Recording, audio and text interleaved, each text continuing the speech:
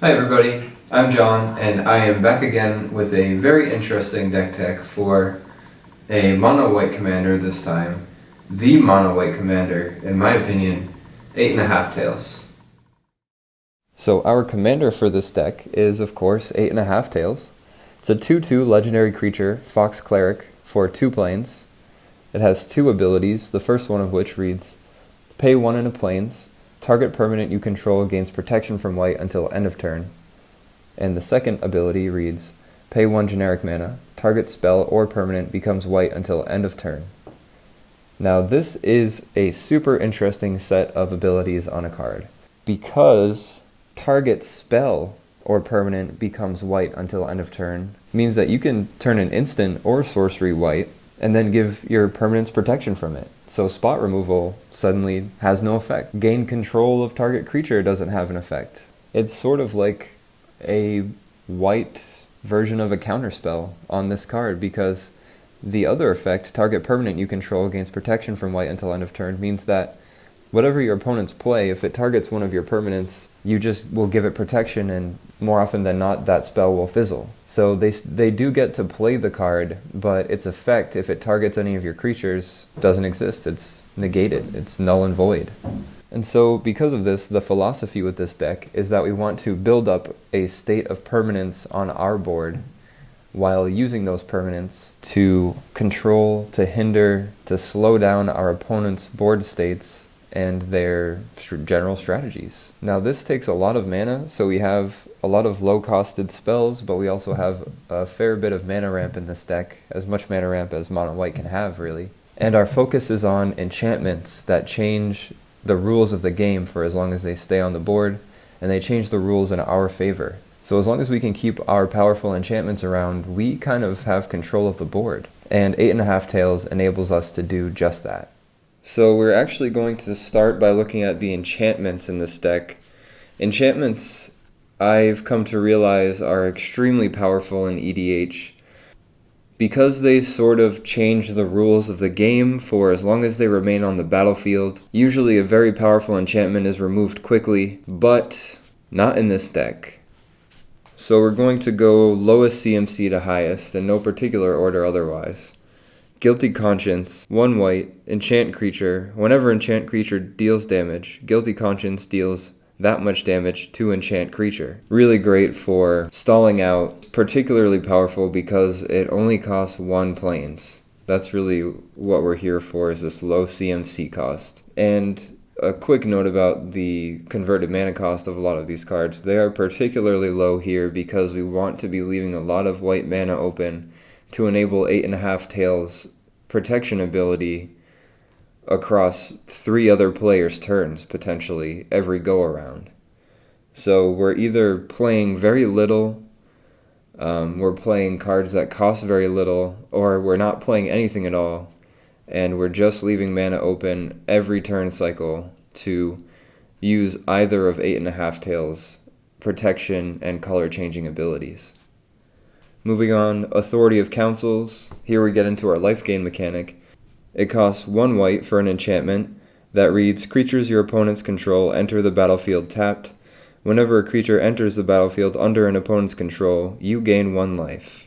Turn 1, this really gets your life points up and keeps them up and keeps them climbing, which will come in handy for our alternative win cons later in the game. Planar Collapse. 1 and a plains for an enchantment that reads, during your upkeep, if there are 4 or more creatures in play, sacrifice Planar Collapse and destroy all creatures.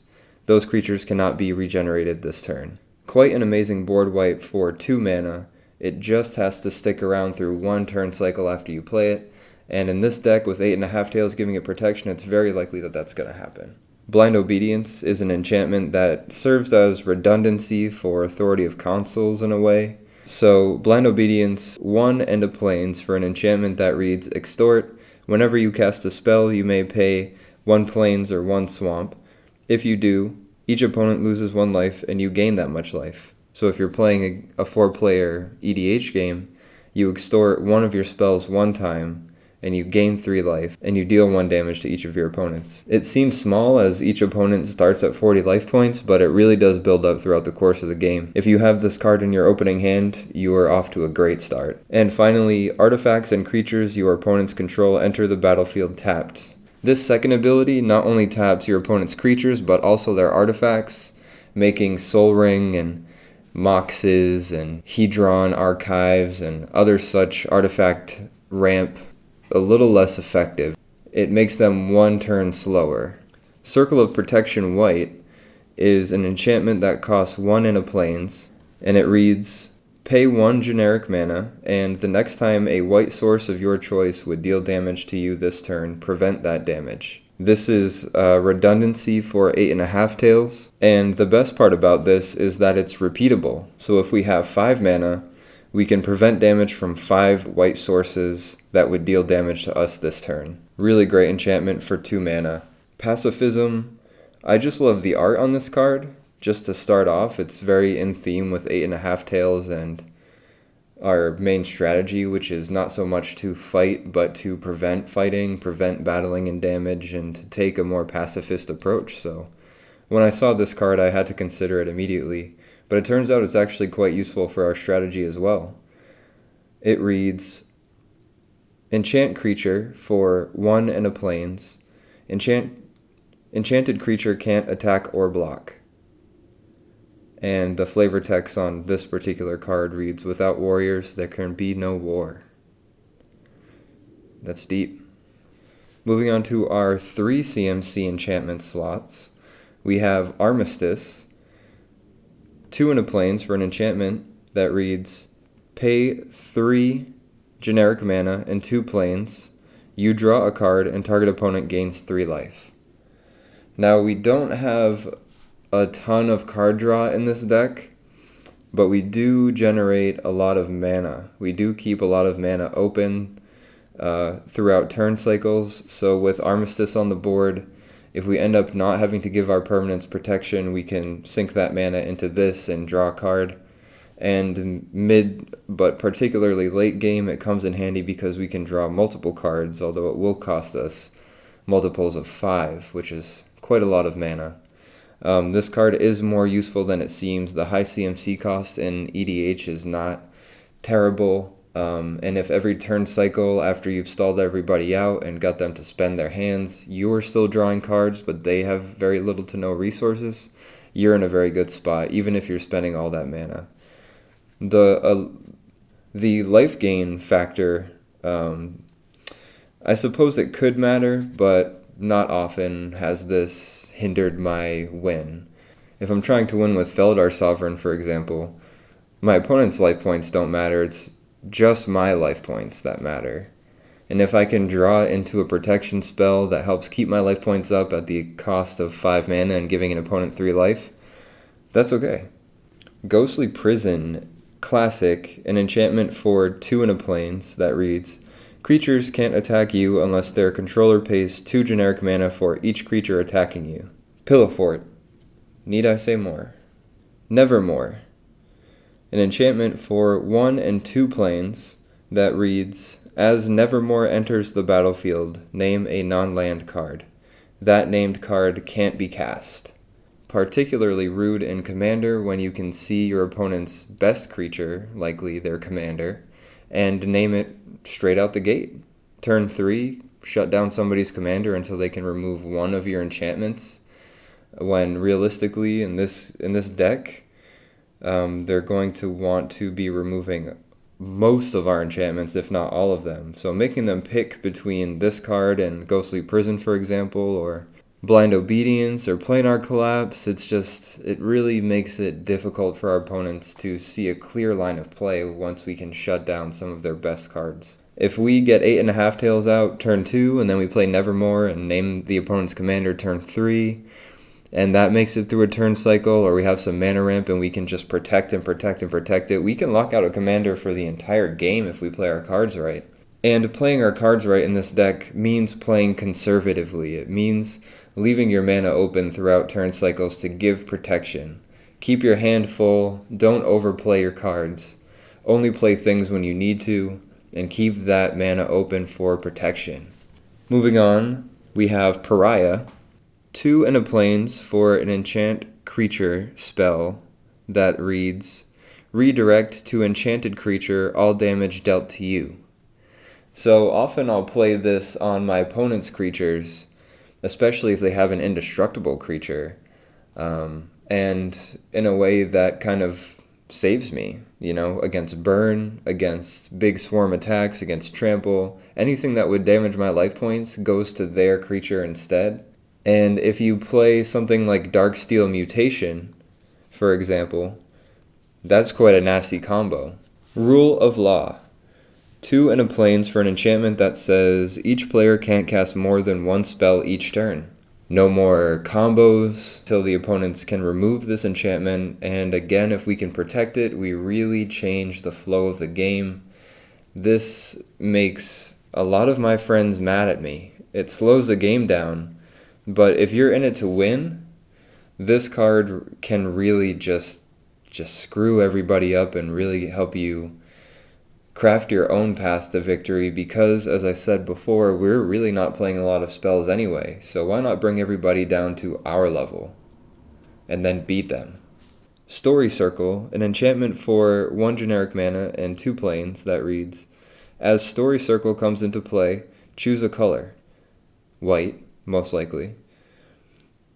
Then, for the cost of 1 plains, the next time a source of your choice of the chosen color would deal damage to you this turn, prevent that damage. This is kind of like Circle of Protection White, but more versatile, and it doesn't necessarily rely on us having our commander out. It's good to have redundancy in this deck, because if your opponents struggle for 3 turns to remove your Circle of Protection White and then suddenly you play Story Circle, you might just win to a triple concede or a table flip. That's not the ideal way to win games here with this deck, but it does happen.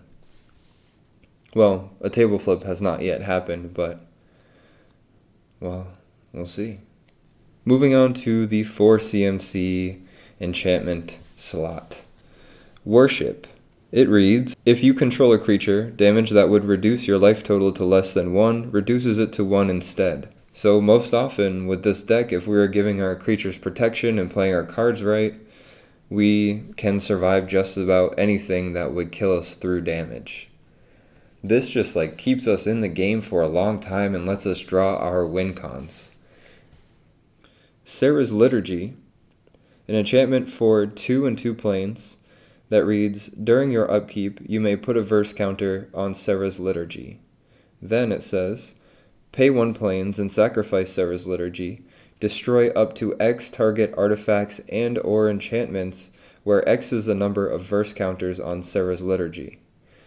This, if you play this on turn 4 or 5 or 6, and you let a few turn cycles go by, and it builds up counters, and you protect it with 8.5 tails, suddenly you have an enchantment / artifact board wipe. But the best part is you get to target those, which means you keep your enchantments and artifacts around while you get rid of your opponents in a very meticulous and specific sort of way. Often when I play this card, my opponents make me the enemy, and they work together to destroy this, because everybody wants control of the board. Everyone wants to make their own rules that are in favor of their strategies. So when you play something like this and they see a ticking clock, suddenly the next couple turns are them scrambling to get rid of it before you take out their most valuable possessions. Moving on, we have Cast Out, an enchantment for 3 and a plains that has Flash, which is actually very important here because, as I said before, we're going through turn cycles and keeping our mana open, so the more instant speed spells and the more cards with Flash we have, the better. We can play more responsively that way.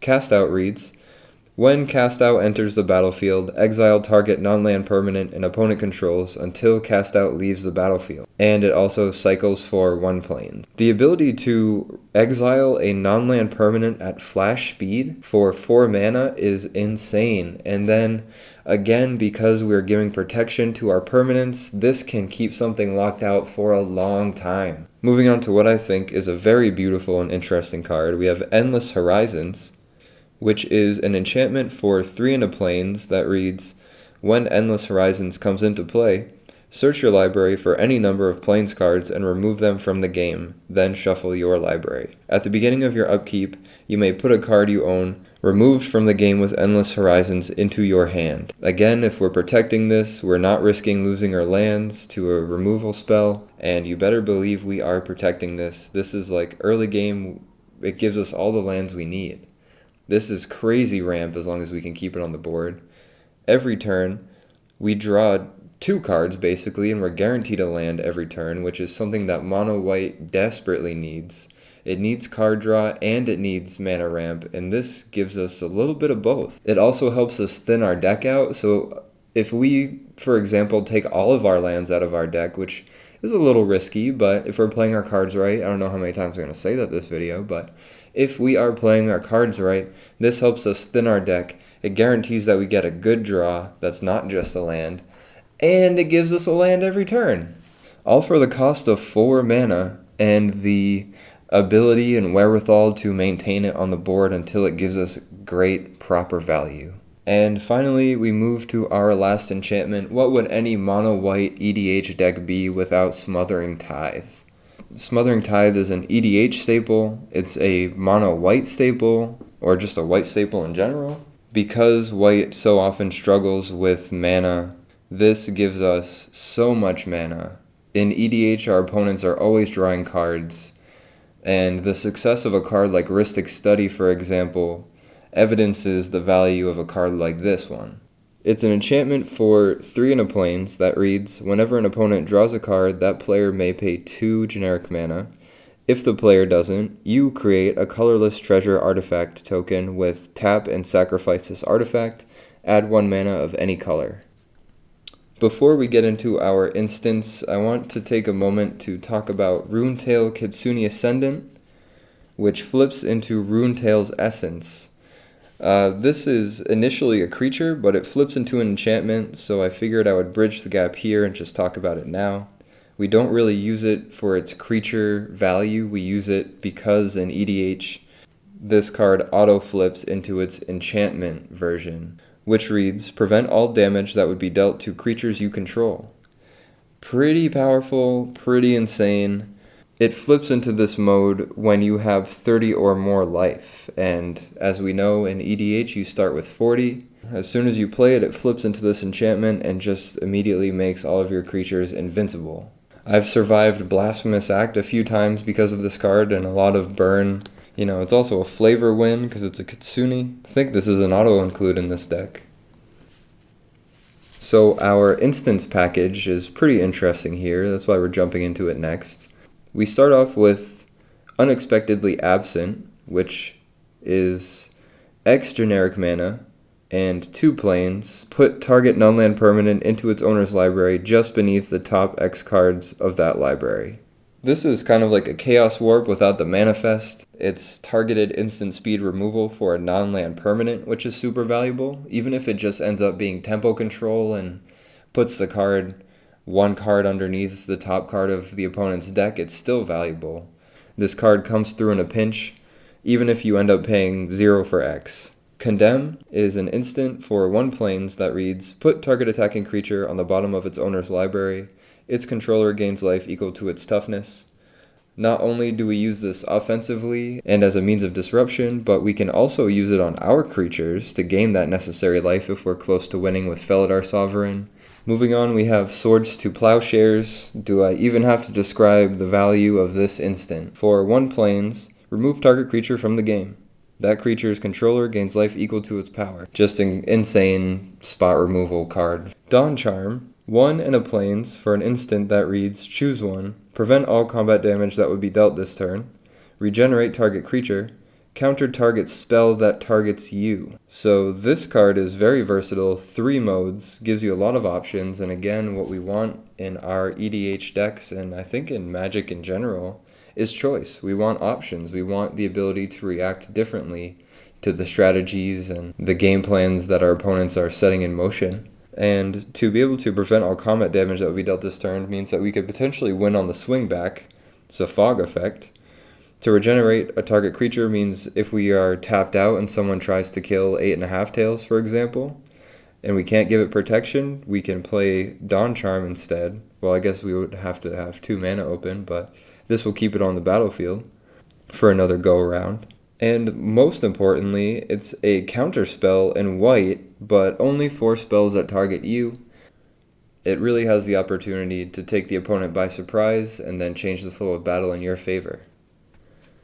Disenchant. This is targeted enchantment or artifact removal for 2 mana, 1 generic mana and a plains at instant speed. It's just very good. Goes in most decks that run white, I think. You can't really have enough enchantment and artifact removal in a 4-player EDH game. That's my philosophy, at least. Generous Gift. For 2 and a plains at instant speed, you can destroy target permanent. Its controller creates a 3/3 green elephant creature token. Again, the ability to destroy target permanent in this deck is very, very valuable. And if an opponent gets a 3/3 elephant that has no effect, no big deal. Way better trade than someone playing Necropotence, for example. Please, you can have a 3/3 elephant in that case. Oblation. It is essentially Chaos Warp in white. For 2 and a plains at instant speed, the owner of target non-land permanent shuffles it into his or her library, then draws 2 cards. The card draw kind of stinks. We don't want our opponents to be drawing cards, but if we were able to take out a very important piece of the puzzle, piece of their strategy, piece of their board, and just give them maybe 2 lands, maybe a land in something that doesn't matter, I think that is worth it. And I've never regretted playing Oblation. No one's ever been like, oh, I drew into this answer because of this card. Don't get me wrong, it can happen, but I think playing against what you can see is more effective than playing against the unknown. Invoke the Divine. For 2 and a plains at instant speed, destroy target artifact or enchantment, you gain 4 life. This is Disenchant for 1 extra generic mana, but with the upside of gaining 4 life, which is a significant amount of life in any format, I think. And especially in this deck, because we want to be getting life and keeping our life points up. For Runetail, Kitsune Ascendant, for Felidar Sovereign, for Evra to be effective. This helps us maintain our life points at a high level, while removing an opponent's annoying enchantment or artifact at the same time. Reverent Mantra. For 3 and a plains at instant speed, you may remove a white card in your hand from the game instead of paying Reverent Mantra's cost. All creatures gain protection from the color of your choice until end of turn. Next we have Comeuppance, which is 3 and a plains for an instant that reads, prevent all damage that would be dealt to you and planeswalkers you control this turn by sources you don't control. If damage from a creature source is prevented this way, Comeuppance deals that much damage to that creature. If damage from a non-creature source is prevented this way, Comeuppance deals that much damage to the source's controller. So this is a great combat trick, or it's a great trick if somebody thinks that they're going to burn you to death. Now moving on to the 5 CMC slot, we have Miraculous Recovery. 5 and a plains for an instant that reads, put target creature from your graveyard into play and put a +1/+1 counter on that creature. Treat that creature as though it were just played. That's the text, at least on my old version of the card. So it's kind of amazing to have an instant speed creature recursion effect that also just extra bonus, puts a +1/+1 on that creature. That part I don't care about so much, but we use Miraculous Recovery mainly to bring back Felidar Sovereign at the end of our opponent's turn cycles. But this card can bring that back. It can bring Evra back at the opponent's end step, allowing us to swing in without having to keep it around for 1 or 2 or 3 turn cycles. It's a great way to surprise the opponents and just kind of take the game instantly. Our second to last instant in this deck is Jabari's Influence. 3 and 2 plains for an instant that reads, play only after combat. Gain control of target non-artifact, non-black creature that attacked you this turn, and put a -1, -0 counter on it. I love this card because the opponents don't expect a steel creature card from a mono white deck. And finally, Beacon of Immortality. 5 and a plains for an instant that says, double target player's life total. Shuffle Beacon of Immortality into its owner's library. This is great. If we have a lot of mana, we don't get milled out with this because we can keep playing it every turn and it'll just go back into the library. But more obviously, it doubles our life total, so it keeps us in the game. It gets us, way closer to winning with Felidar Sovereign, for example, and it helps Evra Halcyon Witness do just a buttload of damage. Say we go from 40 to 80 and then swing in with Evra, use Evra's effect to swap our life points with its attack stat.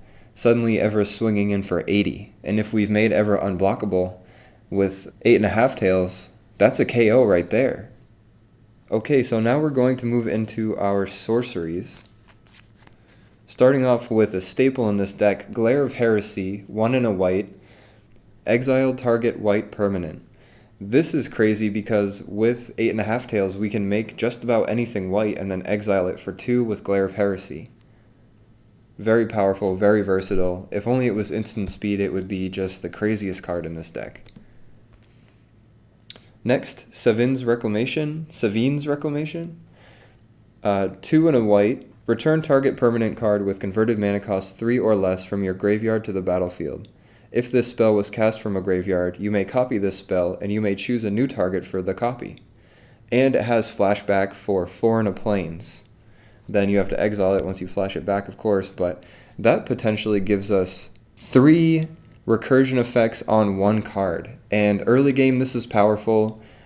Late game, this is super powerful. A lot of the enchantments we run in this deck are 3 CMC or less, and they're super powerful. They can put up a wall against a swarm with Story Circle or Circle of Protection white. We can get back Runetail, Kitsune Ascendant. Blind Obedience comes back. Planar Collapse. If we want a board wipe late game. Rule of Law, if someone's just going off, we can play this and then shut their tempo down. Nevermore comes back. Ghostly Prison, Pacifism. A lot of value can be had with Sevinne's Reclamation. It's a great card in this deck. Next, a dirty card, I suppose, is what I could call this. An outlawed card. It's not banned, but most people will not be happy that you played it. Armageddon. 3 and a plains. Destroy all lands. Plain and simple. If we have a lot of our enchantments on the battlefield and they're having, powerful effects on the board and people are trying to remove them, but they can't, the worst thing for them that we can do is get rid of their ability to play anything at all and just keep our ridiculous amount of enchantments on the battlefield and keep gaining value and advantage off of them across however many turns it takes for our opponents to rebuild their board states and put some more lands down, if they can even last that long. Again, with the destruction theme here, Wrath of God. Destroy all creatures. They can't be regenerated for 2 and 2 plains. That's an early board wipe. As soon as you can play it, it's good. And then, mid, late game, super late game, at any point, Wrath of God is good. It's just, in a mono white deck especially, such an auto-include. Another auto-include, I think, is Dusk/Dawn. It's a 2-faced card, both sorceries. For the Dusk effect, it costs 2 and 2 plains, and it destroys all creatures with power 3 or greater. We're running a lot of low power creatures in this deck that have powerful effects, so it's likely that our creatures will stick around after we play this. But if they don't, Dawn, the other effect on this card, which costs 3 and 2 plains, has Aftermath. Cast this spell only from your graveyard, then exile it. Return all creature cards with power 2 or less from your graveyard to your hand. A lot of the creatures that we're going to look at in a minute have power 2 or less, so when we play this, it's likely that we're going to fill our hands right back up and just keep on going. More destruction, Fumigate. Destroy all creatures. You gain 1 life for each creature you destroyed this way, and it costs 3 and 2 plains. This is a great board wipe. It's 1 more mana than Wrath of God, so we can just keep the board wipes coming.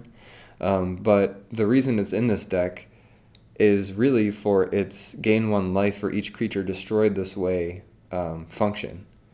We want to be gaining life every little bit we can here and there, and a board wipe that has life gain attached to it is just so good in this deck. And another board wipe, Mass Calcify, for 5 and 2 plains, 7 CMC total. Destroy all non-white creatures. Now, this is great because obviously we're running all white creatures. We have a few artifact creatures, but 8.5 tails can change them, can change their color. It's also a great politics card because we can change our opponent's creatures to white if they have something we want, or if we're trying to make a deal, or if we just want to be nice. Approach of the Second Sun. It's one of the main win cons in this deck. Because we're stalling out for so long and we're preventing so much from happening on the board, we need something to win with. And it's very likely in this deck that we're going to make it 7 more turns after we play this, because there's just so much prevention and so much stability and permanence built into this deck that often I win with Approach more than anything. It's Approach and Evra, really, that win me a lot of the games.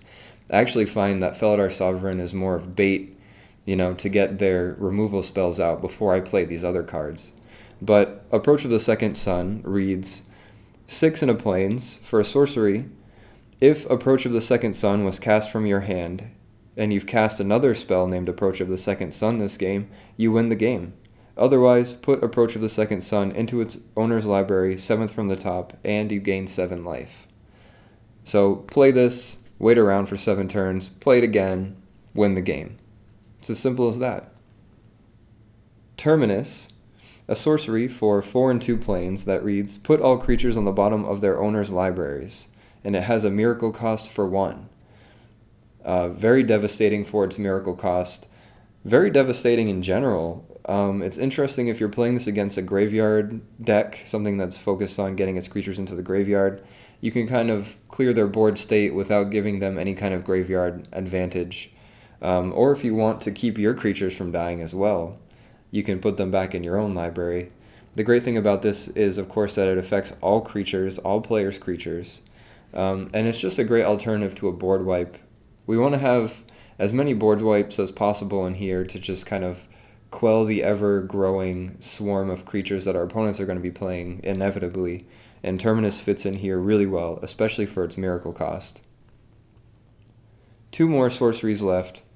Catastrophe, very interesting card. It's a sorcery for 4 and 2 plains that says destroy all lands or all creatures. Creatures destroyed this way cannot regenerate this turn.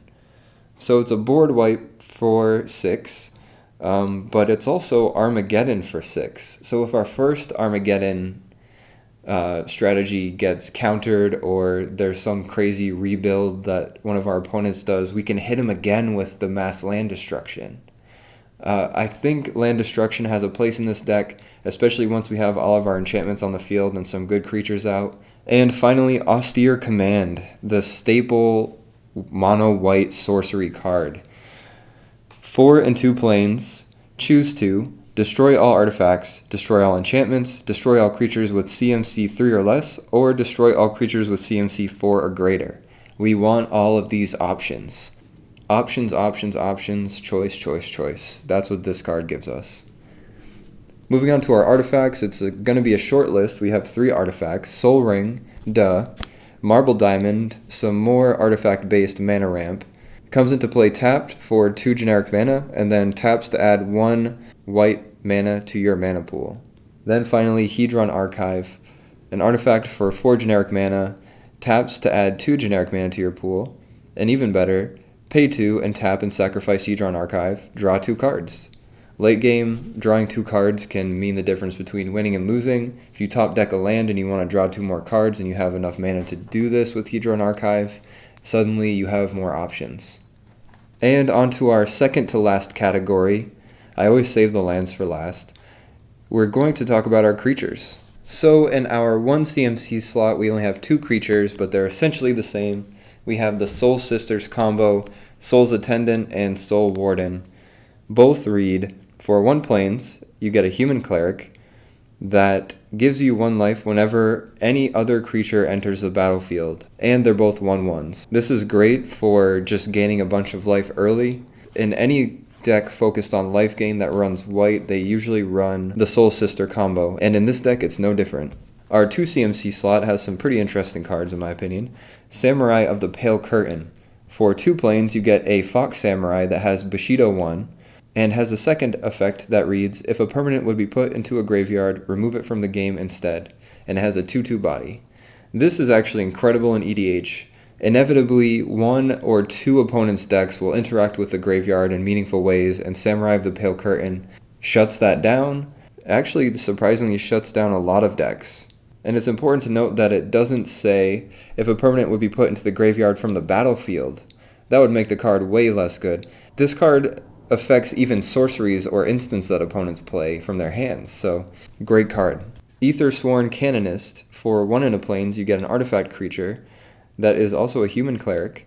Its effect reads, each player who has cast a non-artifact spell this turn can't cast additional non-artifact spells, and it's a 2/2 body. This is like Rule of Law, but on a creature, and that sort of redundancy is really important in this deck because, as I said before, there will be times when we fail to protect all of our resources. We're going to have to prioritize one over another, and if we end up losing Rule of Law, we have Aethersworn Canonist to back us up. Again, tempo control, very restrictive, very annoying for the opponent, but we're here to win, so. Knight of the White Orchid is a 2/2 creature with first strike, with an effect that reads, when Knight of the White Orchid enters the battlefield, if an opponent controls more lands than you may search your library for a plains card, put it onto the battlefield, then shuffle your library. This card is amazing in a mono-white deck. Mono-white struggles to get lands pretty frequently. We do have other resources, other ways of getting lands, but this card is very good. Because its text reads that you may search your library for a plains card and put it onto the battlefield, that means we can still play a land that turn. Next we have Gold Myrrh.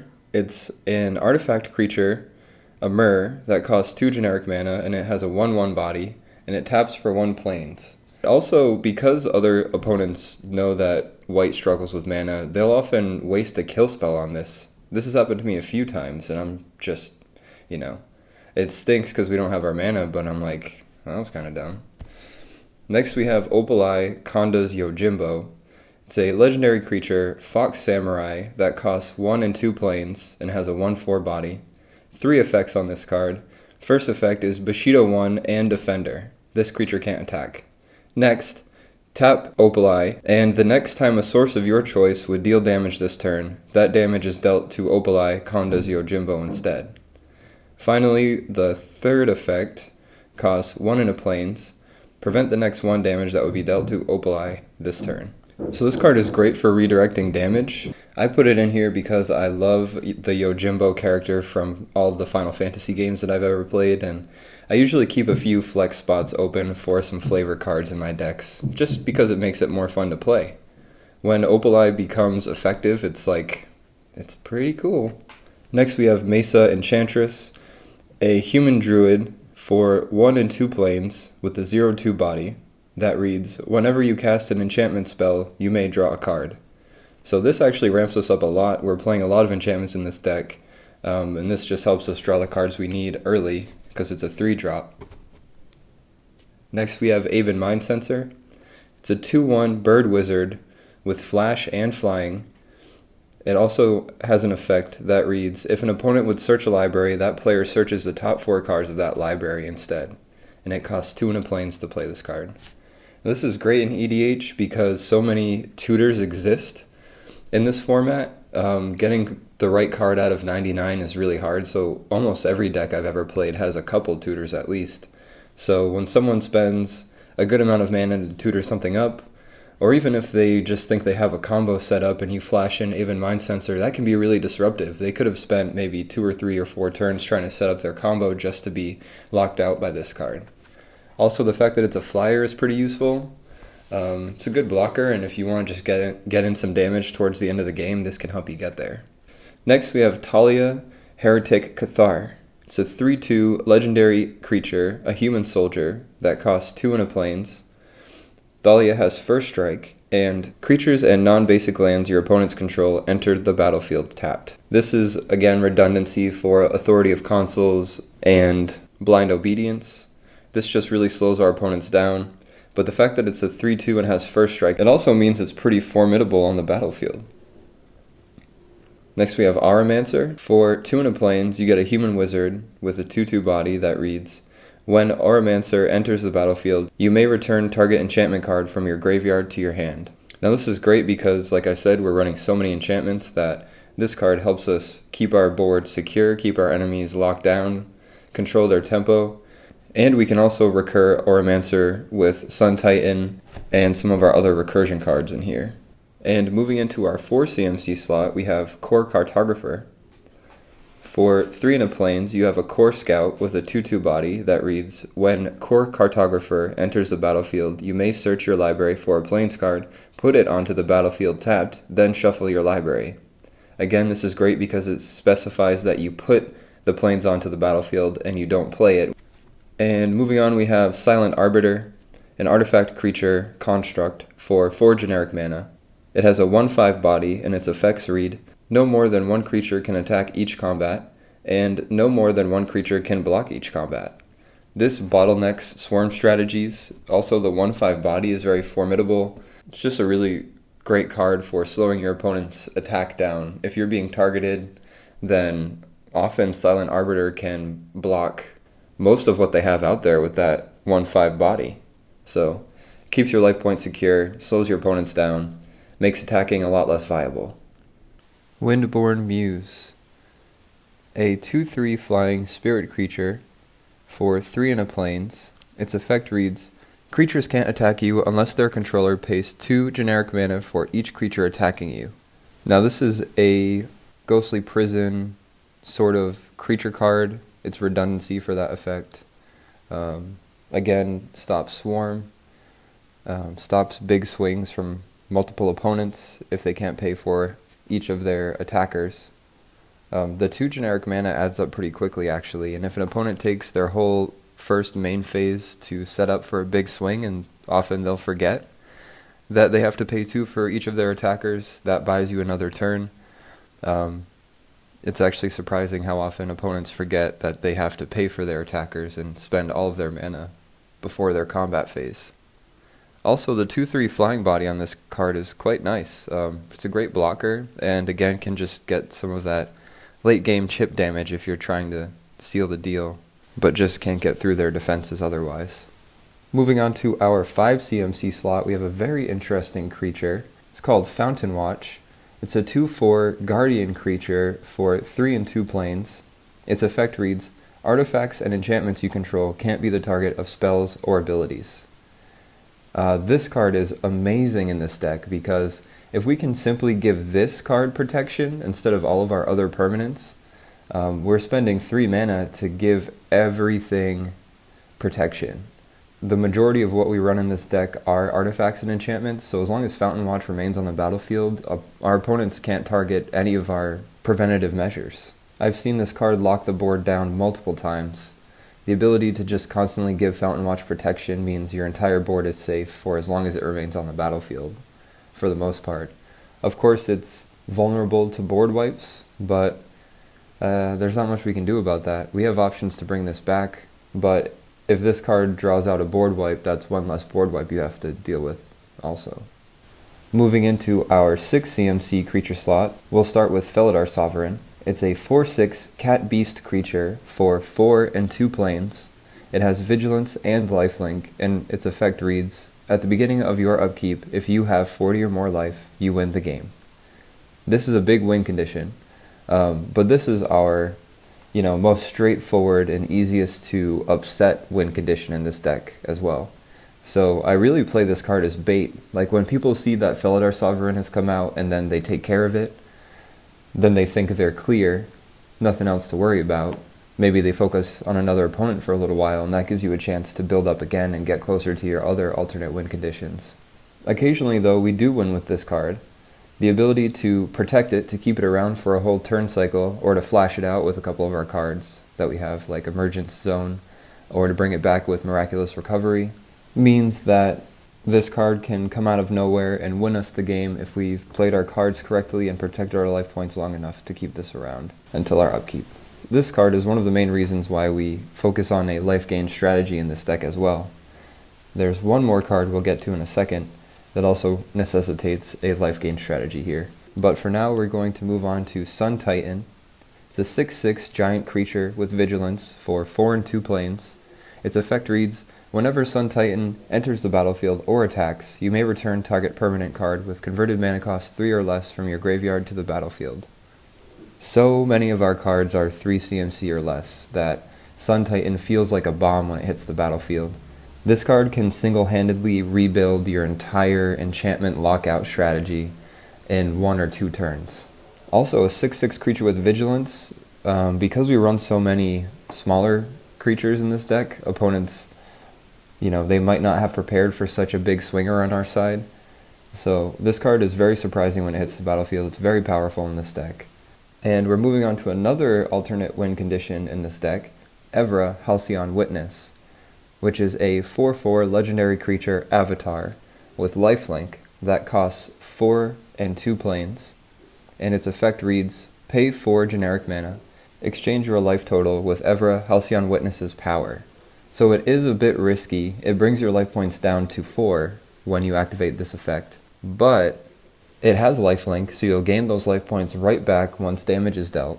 And more importantly, this card can win you the game because if we can give this creature protection from white with 8.5 tails, and then change our opponent's blockers to white, Evra swings in unblocked, uncontested. And then when no responses are declared, you pay 4 and you swing in for 40 or 50 or 60 or whatever your life points are. And not only do you KO an opponent, but you gain those life points back. So only for a moment are you not safe. I win the game 9 times out of 10 with Evra, after baiting out their kill spells and their other spot removal with Felidar Sovereign and Sun Titan and those other big stompy creatures or other alternate win conditions. So I like to clear the way for Evra before I play it and before I swing in. I want to make sure that opponents don't have many cards in their hands and that there's not much on the battlefield to stop us before we swing in for the KO. 2 creatures left. Moving on to the 7 CMC slot, we have Eternal Dragon, which is a 5/5 flying dragon spirit creature that costs 5 and 2 planes. Its 2 effects read, return Eternal Dragon from your graveyard to your hand. Activate this ability only during your upkeep. And it has plane cycling for 2. Now I really play this card for its plane cycling feature, because again, mono white needs to get as much land as possible by any means necessary. Really, it's not very great for ramp. So on turn 2, you can cycle this, get another planes, or at the end of your opponent's turn cycles before your upkeep, before your turn begins, you can plane cycle this, get that planes into your hand, and just stay on curve and consistent with your land drops, which is very important in this deck. We need as much mana as possible. This card is extra good though because mid-late game, sometimes we struggle to finish if our opponents have all the answers they could ever want, which doesn't usually happen, but putting a 5/5 flyer on the battlefield that can come back every turn is quite powerful. This helps us close the game out late game. If everyone's stalled out and their hands are empty and their answers are gone, Eternal Dragon can just come in and swing and swing and swing and knock each of your opponents out in a few turns. And finally, our last creature, Emeria Shepherd. It's a 4/4 flying angel creature that costs 5 and 2 planes, and it has landfall. Whenever a land enters the battlefield under your control, you may return target non-land permanent card from your graveyard to your hand. If that land is a plains, you may return the non-land permanent to the battlefield instead. Every time it's going to be a plains in this deck, so being able to return any non-land permanent from the graveyard to the battlefield is just super powerful. Like, if we've had a lot of our permanents knocked out throughout the course of the game, if our opponents realize what we're doing and they just go ham and just remove and remove and remove, Emeria Shepherd hitting the battlefield and then remaining around, being protected and making extra use off of our land drops late game is incredibly valuable. It extends this deck into the late game. And also being a 4/4 flyer is quite nice as well. It gives us some oomph on the battlefield. So this card's super good in this deck. Also pairs well with Endless Horizons, which can be kind of a flop mid to late game, but if we have Emeria Shepherd on the battlefield, that almost guarantees that we're getting a permanent back every turn. So quite nice little synergy there. And finally, our last category, the lands. We're only going to talk about 6 lands. Everything else is a plains. We're going to start with the most meaningful card in this category, Nykthos, Shrine to Nyx. It's a legendary land that taps to add 1 generic mana to your mana pool, or you can pay 2 and tap Nykthos, choose a color, add to your mana pool an amount of mana of that color equal to your devotion to that color. So, because this is mono white, we're going to have a lot of devotion in general. But more importantly, because we have such a focus on permanence, that means that our devotion will add up pretty quickly and will remain that way for a long time. So if we're, again, playing our cards right, Nykthos could tap and give us 10 mana, 15, 20 mana, and then we can just sink all of that into 8.5 Tails protection abilities. We can Armistice a bunch of times. We can prevent a whole lot of damage with Opali, and we can pay for more of our high-costed spells to drop multiple of them each turn. You know, it's always a good thing to just have a ton of mana. So Nykthos is an auto-include in this deck, in my opinion. Next we have Kabira Crossroads. It enters the battlefield tapped, but when it enters the battlefield, you gain 2 life. Sometimes 2 life is the difference between keeping our Kitsune Runetail Ascendant flipped and protecting all of our creatures, and not. Sometimes it's the difference between winning the game and losing it with Felidar Sovereign, or squeaking out that extra 2 damage with Evra. So every little bit of life that we can gain here and there, we're gonna gain it. We have 2 cycle lands next, Desert of the True and Drifting Meadow. We just essentially want to keep our hands fresh and relevant. So mid to late game, if you draw one of these and you don't need any more land, but you need some kind of finisher or something to take care of another person's threats, cycle this and hopefully you'll draw that card. Temple of the False God just ramps us up even more.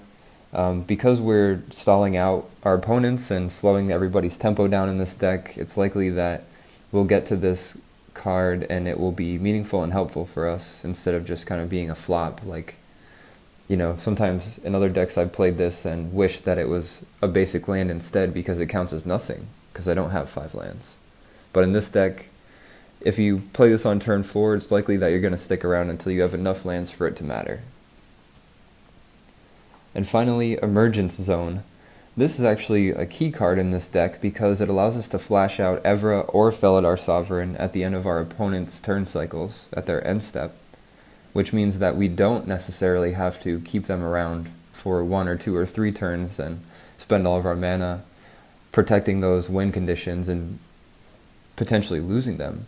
This means that when your third opponent says, I end my turn, you flash this out, you play Felidar Sovereign, and you win the game.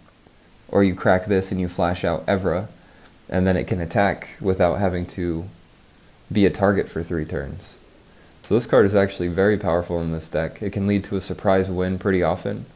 Sometimes people will see this card and they'll know what's going on, but more often than not, they don't really make the connection. They don't know what you're going to flash out. They just know that you can flash something. Very, very strong land. People don't really pay attention to lands, in my experience, so this is kind of a sneak attack card here. I started making this deck because I wondered what would it be like to win a game without battling at all, without any combat. Could you win Magic the Gathering, Commander, EDH by creating a state of peace on the board instead of stomping your opponents to death? I knew the answer was yes, but I just didn't know how. Magic is super cool because if you can dream it, you can do it, more or less. There's just so many cards that have been made since 1997. There's so many, like millions of, if not billions of possible combinations and interesting synergies that are just waiting to be discovered. And EDH is especially capable of accessing these strategies and synergies because it draws from so many different sets. It goes all the way back to the very first. If you have those early cards, you more often than not can play them. And EDH is also interesting when you're making a monocolored deck. Because you can access so many cards from so many older sets, you kind of get an idea of where the color identity began and what kind of functions were intended for a certain color, and how those functions and intentions changed over sets and over the years. Mono white has a pretty bad rep, but I've come to find that it can be very effective if you play it in a sort of protection, preventative sort of way, and you lock out your opponents with restricting enchantments, for example, in this deck specifically, that stop them from doing the dastardly things that mono black wants to do, or the crazy draw a million cards and win mono blue strategies, or burn your opponents to death with mono red, or stomp them to death with mono green. White kind of has all the answers for all those things. You just need to get those things on the board and keep them around long enough for them to matter. And that's what this deck was built to do. It's fun to play. It's not fun to play against from what I've learned from a lot of my friends. So many people will be like, don't ever play that deck again. You know, if you pick that commander, I'm not playing. Or they'll play their like cheesiest or most powerful deck, because nothing feels worse than being locked out to the point where you can't really play a game. But I think that this deck plays a sort of fair Magic as Garfield intended. But this deck is kind of a breath of fresh air because it's so different. And I think it gives some credit back to Mono White. You know, Mono White can win. It can be an interesting and powerful deck if you just play it right. And if you have a sense of its heritage and its identity and you buy into that, then the cards perform quite well for you. So this is an interesting way to change up your play styles. It's pretty refreshing, like I said. We're not stomping, we're not swarming, we're not infinite combo winning. It's interesting to see how your opponents play around this sort of deck as well. So if you build this deck, if you give it a run at your local game store, or even just around the round table in the kitchen with your friends, leave a comment below. Tell me what you think. Tell me if anyone's flipped a table on you. And if there's footage of that, link to it in the comments below. Thanks for watching. Come on back. Next I'm going to do a mono red EDH video. Check it out, see who the commander is, see what the strategies are, and thanks for watching.